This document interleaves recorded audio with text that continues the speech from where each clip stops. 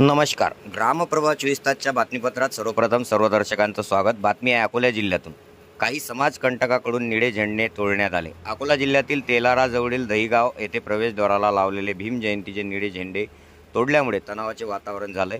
गावच्या प्रवेशद्वाराला पंचशील व निळे झेंडे हे भीम जयंतीला भीम अनुयायांनी लावले होते आणि त्या ठिकाणी ते झेंडे तोडून टाकले। त्या जागी समाजकंटकांनी भगवे झेंडे लावले। ही घटना मंगळवार रोजी घडली। दरम्यान घटनेची माहिती तेलारा पोलिसांना दिल्यानंतर स्थानिक तेलारा पोलीस आणि आरसीपी रात्रीपासून दहीगाव फाट्यावर दाखल झालेले आहे।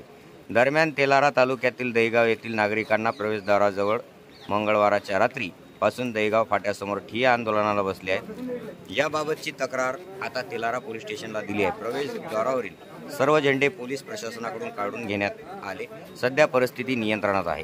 ग्रामप्रभा 24 करता अकोला प्रतिनिधी आशिष बजरंग दलाचे लोक हाती बजरंग दलाचे चोर आहात। दहीगावचीच नाव, आरोपीचे नाव सांगा काय काय? आरोपीचे नाव आहात काही एवढे आम्हाला नाव एवढे तर काही माहित नाही। तरी गावातलेच असतील ना तुमचे? एवढे काही नाही। एक सागर बोरसे आहे, एक धरमकरचा पांडुरंग आहे, जवानपुरात आम्हाला काही एवढे नाव माहित नाही। कुठल्या समाजाचे आहेत?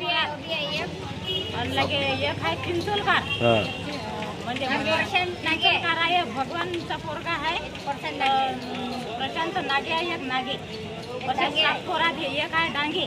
तुमची काय मागणी आहे त्याच्यावरती? आम्हाला न्याय, फक्त न्याय।